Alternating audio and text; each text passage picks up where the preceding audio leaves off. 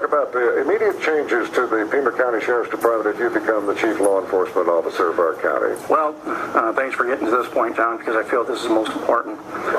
There's 4 things that I'm going to target initially, and as we indicated and established, being the only former Pima County Deputy Sheriff, once I'm elected, I can hit the ground running. I don't have to go in the department, start reevaluating, and determine what's going on, where the problems lie. And let me just further say that a couple of my opponents are making this campaign about the budget. The budget is $121 million, and although the budget is one facet of the department was created and the sheriff's position was generated for the purpose of preventing crime from occurring. And I believe that the leadership right now has gotten away from that. They don't prevent crime, they basically respond to it. But one of the things that I want to do is form a border unit that consists of multiple jurisdictional officers and working with other sheriffs in the area, not only local, not only statewide, but officers from within the county and the country that would be donated as a temporary basis and used strictly for patrolling the rural isolated areas of Pima County. I also plan on incorporating and working with the tribal nations, Pasquayaki and Toyota Odom, because they have trackers. They still utilize trackers. And let's not overlook the fact that the Toyota Odom Nation expands down into Mexico.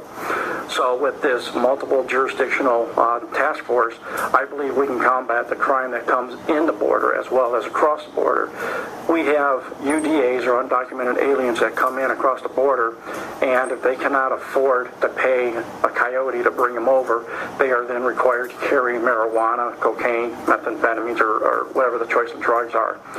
They come in through this rural area. If they get in there injured, then they're left behind, and we can find a dead body, which is uncalled for. So in talking with some of the civilian border groups and listening to them, they don't see any sheriff's deputies. The only people they come in contact as far as law enforcement go are border patrol agents. So I told them that once I get elected and this unit is established, they're going to see a lot more deputies, and they're going to go into the rural areas, just not out to Arivaca, or not just out to Green Valley, Sahuarita, but they're going to go into the isolated areas and patrol these. But also, I'm going to revitalize the posse. The posse is going to consist of former law enforcement and former military personnel, because if a situation gets out of hand, they're going to be able to control it. They can control themselves. They fought for this country. They know what to do, and they can handle their stuff. But they're also going to be trained. They're going to be called upon when needed, and they can assist in a time of emergencies.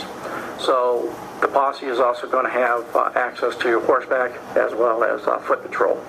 So the posse is also going to be working hand in hand with the border unit, but they're going to also be used when necessary. The other issue that I have to address, and this is vital, it goes along with part of the budgeting, but the Sheriff's Department right now currently has 3 assistant chiefs. Those 3 assistant chiefs make over $150,000 a year, plus benefits. You're top heavy with captains, you're top heavy with lieutenants, and you're top heavy with administrative sergeants. Once I'm elected, through attrition, there's going to be a lot of vacancies that are not going to be filled. We can utilize the monies that are saved in that regards and hire more deputies, get them on the street, and there's going to be higher visibility. Plus the fact that once I'm elected, I'm going to require my command staff, that's including myself, all the way down to the administrative sergeants, to work 8 to 12 hours a week in the field, and it's just not to back up, but they're going to be responsible for taking a call and following it through to an end, whether an arrest is made, whether no arrest. That includes you as sheriff? That is correct. What that does is it's going to not have us complacent behind the desk. It's going to keep us in touch with the community. We're going to be able to utilize the skills that we were trained to do. When the laws change, we're going to be able to apply it appropriately. Plus, as a citizen, if you see a commander, i.e. a captain, a lieutenant, or even myself, show up to a call, I think they're going to have a greater responsibility and a respect for you. All right, the Republicans have been trying to unseat Clarence Dupnick now for 20-some years. Why are you the opponent that can beat Dupnick in the general? Why are you the Republican? Because as I indicated, I am the one who knows the department. I know the intricacies. I don't need 90 days. I don't need 6 months to know what's going on within the department. I already know what the issues are that plague it. I can hit the ground running. Now, I'm not going to hit the ground running come January once I'm sworn in. I'm hitting the ground running once I know the results of the election in November.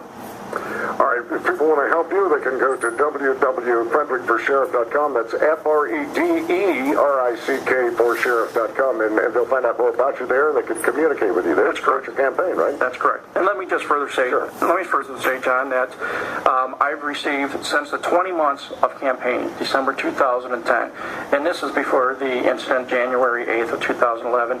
This is before the Korean SWAT shooting, and this decision to run for office isn't because of an afterthought of losing a Laurel Valley City Council race.